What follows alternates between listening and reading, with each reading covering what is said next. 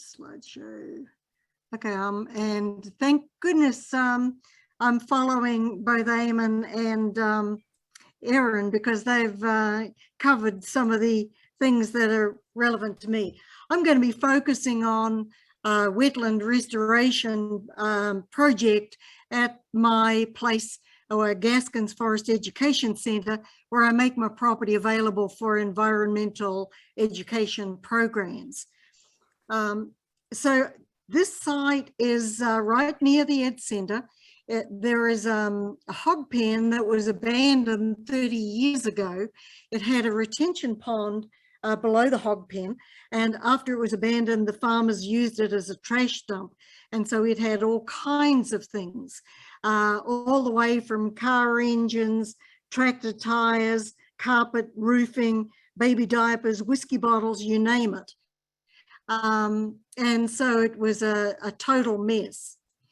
So this is what the site looks like. The land slopes down from the longleaf pine on the right, and without the retention pond dam stops the runoff from the hog pen from going into the hardwood drain that is very close to the Alapaha River. So in this site, there are really three main kinds of habitat that I'm working with. Again, from the high ground, there's the upper slope next to the trail that is fairly close to level. And I want to be able to use that for overflow parking when I have large events at the Ed Centre. Then the middle area is a much steeper slope going down to the wetland in the bottom. So within the wetland area, there are really three zones in terms of degrees of wetness. The dark blue, for most of the year, there is standing water.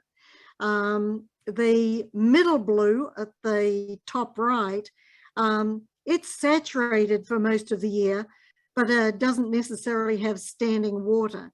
And then in the middle, the light blue is dry for several months, but it certainly has wet soil. So I'm looking at those three zones in terms of setting them up with different needs. So when I'm starting off, you look at your site and you try and plan out what do you want it to look like when it's finished. And one of the critical things in a wetland is knowing where your water level is. And so you need to look at it both in the wet season and the dry season. And you can see in the wet season, there's continuous standing water all the way down that wetland. In the dry season, even the wet end has largely dried up. So obviously the first thing I had to do was clean up, physically clean up the site, and that involved all kinds of hand digging as well as heavy equipment. And you can see, I think I took 3 loads of tires to get rid of them. So the other part of planning is thinking about what do you want the site to look like when it's finished. And right next to the Ed Centre, I have this ephemeral pond that has a mixture of, you can see, plume grass, there's smartweed in the front, goldenrod, there are persimmons, willows, red maple, trumpet creeper, all kinds of things, and also a beautiful aster that is active in the fall. So I started this project when other work on the farm slowed down, which was in fall 2018. And one of the first things to do is that is the time of year to collect seeds. So I went around all the edges of ponds on the property, and I had 3 bags. One was for permanently wet, one was for moderately wet, and one was for sort of drier sites. And I just collected all the seeds from plants that I could see. So on the left, you can see there's some flat top goldenrod, there's some Bemeria cylindrica, there is some Bidens, there is some climbing hempvine, all kinds of things, and you can see plume grasses and other things on the right.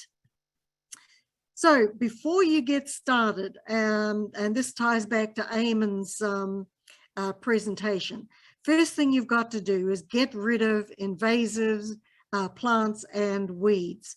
And there are many ways you can do that, but if you don't get a grip on it before you start, you're going to be fighting it ever after, and at some point you're going to pull your hair out and give up. The different methods you can use.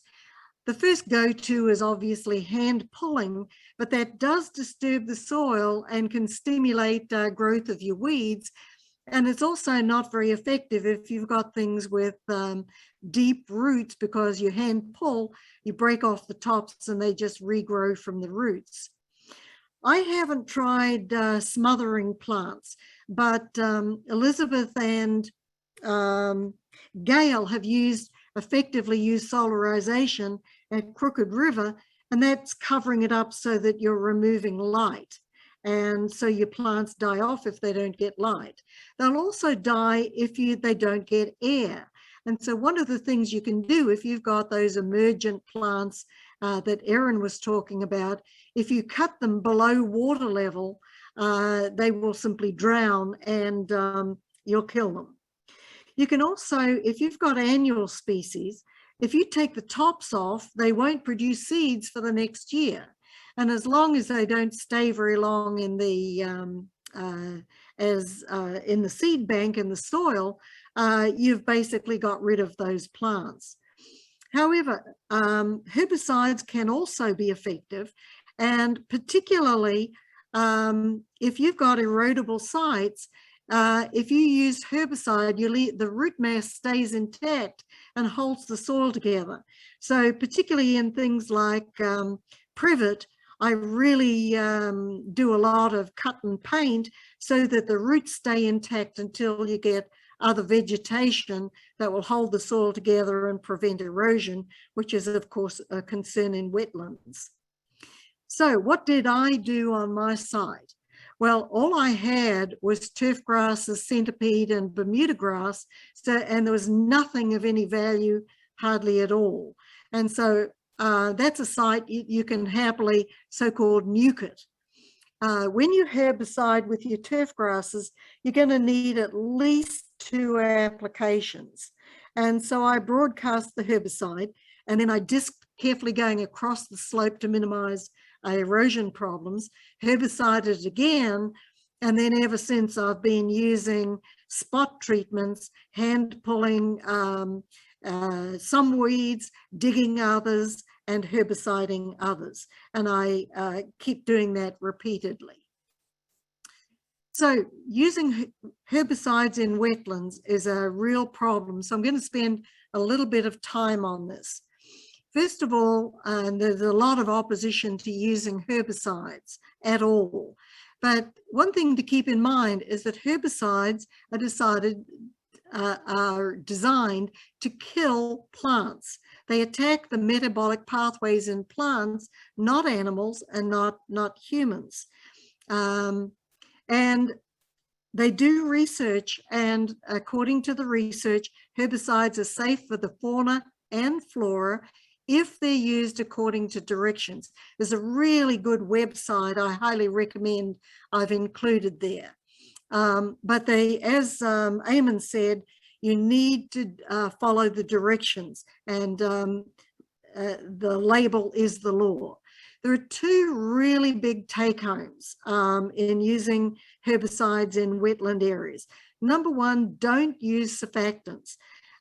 Most plant herbicides, you add a surfactant that's like a detergent, and it does 3 things. 1, it spreads the herbicide so it covers the leaves. The second is that it helps to penetrate the cuticle. And what was the third one? It sticks. It's sometimes called stickers. They stay on the leaves and don't run off. And so for all those things, it increases the effectiveness of the herbicides. The problem is that it creates problems with all the critters that live in your wetlands. The second, and I'm going to come back to that, the second thing is that you need to be sure that the herbicides you use are approved for aquatic habitats. As Eamon said, the glyphosate comes in different formulations. You don't use Roundup because it includes surfactants and other additives, but it is approved in the formulation, the trade brand name Rodeo, and I think Eamon had a couple of others that he was using. For non-professional people, there are two that are recommended or approved for aquatic habitats. That's glyphosate and fusilade.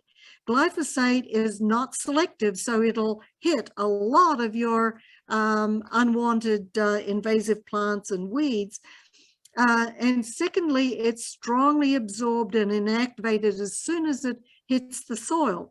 That means that it's not going to leach down your slope and get into your wet areas at the bottom of the slope. And the other advantage is that it doesn't have any residual effects. It doesn't stay long in the soil. That means that you can plant or get your vegetation coming in right after very soon after you've used your herbicide, so your revegetation can be a lot more rapid than if the herbicide stays in the soil for very long. Fusilade is a little more selective, and there are other herbicides that should be used only if you've got a license and you've been trained. So I want to talk particularly about Erin's favorite frogs and other critters that live around your ponds. When I first heard herbicides for aquatic habitats, I was thinking aquatic means water. This means things that live in the water. This means fish and simply spraying into the water.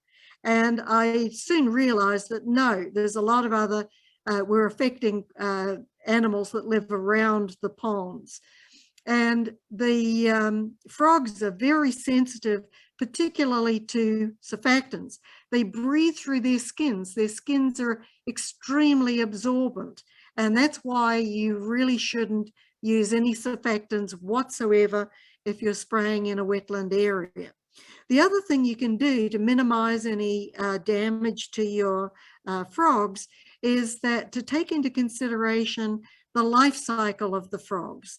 And that means from the time the eggs are being laid until the little frogs are coming out of your ponds and emerging into the surrounding areas. So avoid spraying between autumn and early spring each year, and that's not hard to do because that's when your plants are most dormant anyway. The other thing you can do is to leave some areas unsprayed so there's a place for them to go and hide while the vegetation where you sprayed has a chance to recover. So using herbicides, again, I can't go past the safety and other management aspects of using herbicides, and you want to minimize the risks. As Eamon said, the label is the law, so make sure that you follow all those safety precautions, including safety equipment that you use. I'm going to spend my time talking about how to make your herbicide effective. Effectiveness means you use as little herbicide as possible in order to get the job done. And that's not quite as straightforward as it seems. First thing is that you need to spray plants only when they're growing strongly. When they're actively photosynthesizing, they'll take up the herbicide and translocate it to the roots where it will kill the plants. So not during droughts. And you should also spray them before the seeds set. The older the plants are, the more tolerant and resistant they are to herbicide. They're more likely to lose their leaves, but retain those seeds that have already been set so that they're able to mature and get into the seed bank. You can also minimize your effect by spraying when water levels are low, so you're spraying the ground and not the water itself. If you spray at the recommended rate, it's a little bit like Goldilocks. You can have too much and you can have too little. If you spray too little, you're just going to make the plants sick and you won't kill them. However, if you use too much, you're going to what's called top kill the plants. The leaves and the top is killed, but it hasn't translocated into the roots, so you get these root sprouts and you haven't killed the plant. The same thing applies in terms of follow-up treatment of weeds. You are going to get some that are going to regrow, particularly your turf grasses, and you're going to need to do some follow-up treatment. If you spray that follow-up stuff too soon, there's not enough foliage there as a surface area to absorb the herbicide, so you won't be enough to kill the plant, because you've got those deep roots that are regenerating the growth. But if you leave it too late, your plants are bigger, more tolerant, and if they're going by rhizomes or sprouts, then you're going to have a bigger area to treat. So all of these things are important in minimizing the amount of herbicide that you use. And so the other thing you need to do is get in there and replace your vegetation before junk comes in and takes over. So here's what I did. The first concern I had was the erosion on the slopes you can see on the left-hand side. So what did I do? I wanted to get that revegetated just as quickly as possible. And what I did is I dug up some lots of different species of grass from my pollinator garden where I had too many, and I planted them at about a 2-foot spacing on the slopes. I also spread some seeds so that I got even more species in there, and I used irrigation to make sure that they got off to the best possible start. I wanted to get that revegetated quickly. So in the wetland down in the bottom itself, I spread the seeds, paying attention to where the plants that needed lots of water versus ones that could tolerate flooding but didn't want to be wet all year long. I also planted, you can see the flags in here, where I planted additional plants that I transplanted from elsewhere on my property. I want to have a nice diversity there for environmental education purposes, but I was very careful to use local ecotypes only. And you can see the kind of plants that I've listed there. A lot of these are the same ones that Erin was talking about for the garden ponds. So after you've done your planting, your job isn't done. There's a lot of weed control, particularly until your plants get established. So these are some of the ones that I had to deal with. The Bermuda grass has very deep roots, and even herbiciding it 3 times before I planted, which is what I did, I had more of it coming back. I tried digging it, but herbicide is the only way really to get rid of that efficiently. The Himalayan blackberry is a nightmare. It has deep rhizomes, and I've been using a combination of herbicide and dig it. The annuals typically have, annual weeds have weak root systems, and so they're reasonably easy to hand pull, and that's an ongoing task. But I want to talk about the red top panic grass. It is a native and it's a perennial. And when I first saw it turning up on the site, it was not unattractive, kind of big and bulky and muscle bound, but it does have a kind of an attractive panicle inflorescence. But by the second growing season, it was taking over the entire wetlands and outcompeting and displacing all my native plants. I started by trying to hand pull it, and I realized I simply didn't have enough hours in the day and days in the year to get that done. So I had to try different techniques. Obviously, the next thing to go to was herbicides. So I used a backpack spray and did spot spraying in areas where it was a monoculture or where there were bigger clumps of the grass in amongst the other vegetation. But I also tried a technique I didn't expect to work, and that was to simply cut it right above the roots, and I didn't use any herbicide at all. I simply cut it. And this is a perennial, so I expected it to grow back from the roots, but at least I'd have saved seed production for this year. But lo and behold, I was really delighted. I haven't seen any regrowth from the roots. I'm still watching those, so I'm not convinced. Another caution about weed control is if you're transplanting plants from a native wetland, there are a lot of invasive species in those habitats. And when you transplant, you're going to be bringing in seeds and roots from those invasive plants. So typically what I do is I will pot those plants and I'll watch them for at least a year and pull out anything that's invasive. I've found alligator weed and Cuphea carthaginosus, can't remember the common name, all kinds of things, but I pull them out before I transplant them into my wetland. So what do the results look like? I did my seeding in spring of 2020, and you can see the progress since then.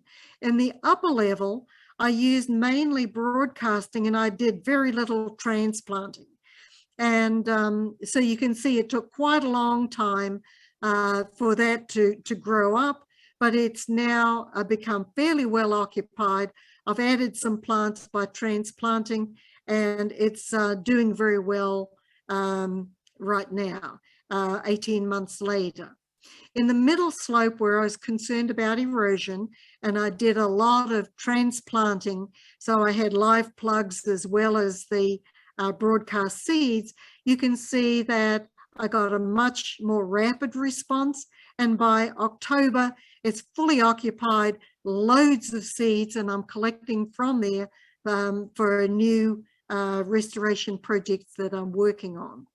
In the wetlands, you can see that in May of the first growing season, I was already getting a lot of green. Unfortunately, in the bottom left of that corner of that photo, that's that red top panic grass coming in that became such a problem in the second growing year. The photos on the right, the middle one is looking from the southern end of the wetlands, and the other photo is looking from the northern end of the wetlands. And you can see that site is well and truly occupied. So let's look at some of the individual plants that have come in. All of the ones on this slide came in naturally. These are not from the seeds that I spread around. The cattail and the soft rush are both in the wettest end of the wetland area. The sedge and the woolgrass are more in the middle, the driest of the three sections of the wetland. But they're looking absolutely gorgeous and are really providing a lot of structure and shade and gorgeousness to the site. Here's some more plants that have come in. I have two local ecotypes of hibiscus, so I spread seeds from one species at one end of the wetland and the other species at the other end. You can see a little hibiscus in there. That's actually one that is grandiflora with flannel type leaves on it. But there is some germination, and I'm looking after them. You can also see, particularly in the middle, I had a lot of diversity of plants in that section. You can see willows at the top that are wonderful telomeres for pollinators. You can see a lot of smartweed, and there is some false nettle in there just lots of plant diversity in this section. And there was also some Virginia chain fern came in, and none of these plants other than the hibiscus came in with the seeds that I introduced. All of that came in naturally. Here are some others, and all of these species came in naturally as well. I have found a couple of species of Bacopa. You can see the little blue flowers there. They tend to float, and they like the very wettest part of the wetland. The smartweed has made a nice little thicket, and they're gorgeous, and they're great for your pollinators. I've got two species of buttonweed. The Diodia virginiana is in the wetlands, and Diodia terrace is up on the sloping area. Here are some more, some vines that are growing in the area. These vines were there before I ever started, and they're in the around the edges of the wetlands, but the vines go all the way over the top of the vegetation, and they were just making like a draping over the wetlands and making a junk. Most of these are native morning glories, even though I don't particularly care to have too much of them, but the hairy cluster vine is questionably not native. And I pull that out whenever I see it. The Macania, the climbing hemp vine, is really quite a pretty flower, and it's in flower for a long period of time, and the pollinators just absolutely love that vine. So I've got quite a bit of that. As I said, all of these came in naturally. Here are some that came in with the seeds that I introduced from my wetlands elsewhere on my property. I like the pink of the Plukia, the camphor weed, and again, it's in the aster family, so pollinators love it. Musky mint has really not inconspicuous, but I think very attractive flowers in amongst other plants, and it is in the mint family, so again, pollinators love it. The Ludwigia, the seed boxes, I found two sphinx caterpillars on it. One was so big and fat that he'd fallen off, but all of these are great for your pollinators.